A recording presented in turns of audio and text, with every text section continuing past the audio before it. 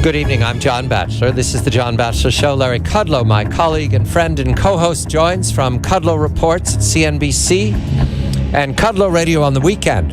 Larry, I am a cautious bull about the economy. I watch your program very carefully. I read the text that's produced. And tonight you spoke to Louis Lehrman, a distinguished author, and you asked him about his expectations for the economy. Cautiously, he said, 2% this year, 2.5%, 3% next year. He went along with it, but he pointed to small business overcoming the resistance. The taxes, you mentioned those taxes weighing on people.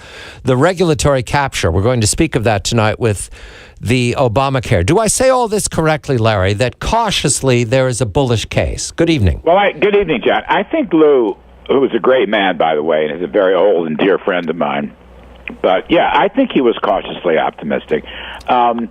I wish I shared his optimism because 2 points. One, the tax rate problem. I mean, businessmen will overcome taxes. Yes, absolutely. But do they get the full rate of return for their investment? No. And that could be a problem.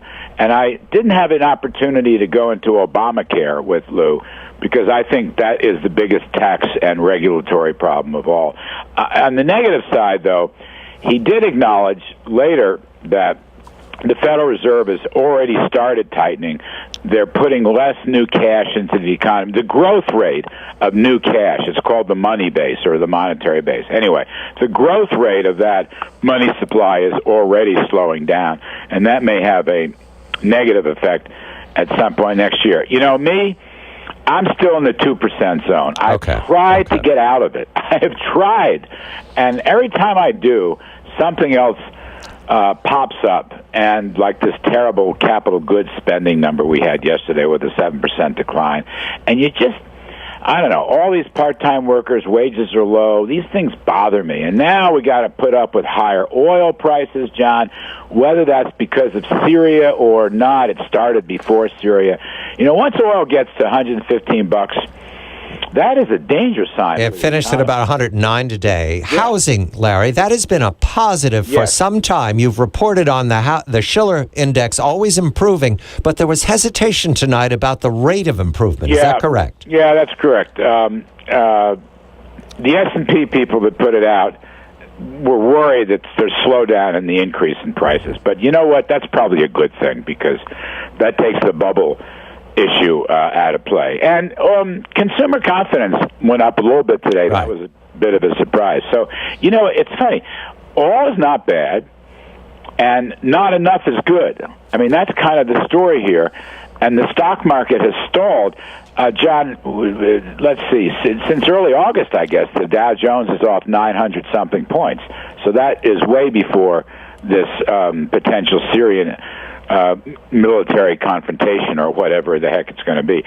So I think we got a little bit of a correction in stocks.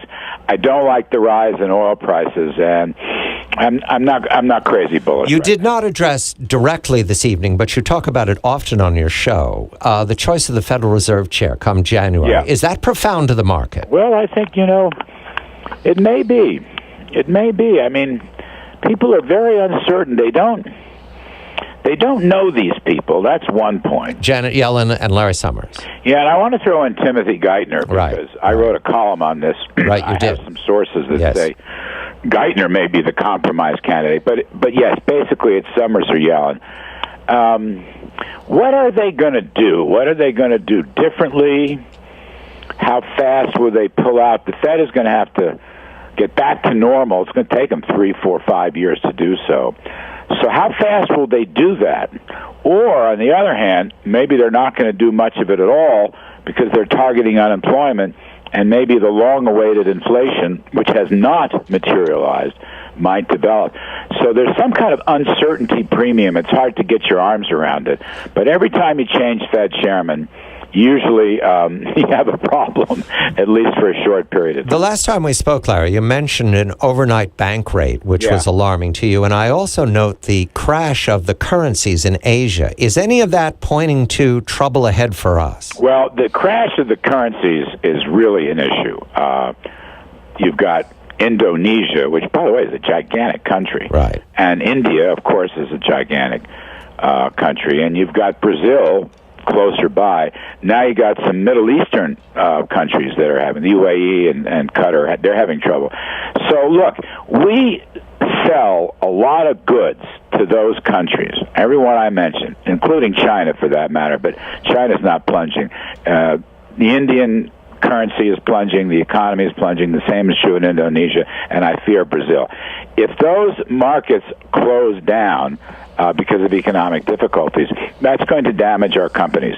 It's going to make them less profitable. It's going to cut back on their sales figures. And, of course, it may already be impacting their stock prices. So the answer is, yes, the emerging markets do matter, and people got to sort of keep your eye on it. I know it's a lot sometimes, a pain in the neck, but, yeah, look, one reason why American companies have been so profitable in the last 4 or 5 years, despite the most anemic recovery since World War II, is precisely the emerging markets overseas. That's where the action's been. If that action dries up, John, then you got a little bit of a problem with our corporation. And looking at the bullish case, you've taught me, Mr. Kudlow, we do have Europe looking like it wants to grow again, Larry. Perhaps. And they're very good customers of ours. Some of them, just up north, just a few. Okay. We're talking about Germany. We're talking about the Netherlands. We're not talking even about France. And the evidence is very scarce right now. But are they coming out of their double-dip recession? Yes. I think the answer is yes. And the European Central Bank is going to be very loose for the next several years. And that's good. That was a major negative a year ago, and here we are in August, and we're no longer worrying about it. Well, I wouldn't say that. I would just say we're less worried.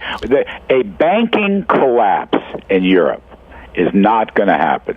And a currency collapse in Europe is not going to happen. So those are good things.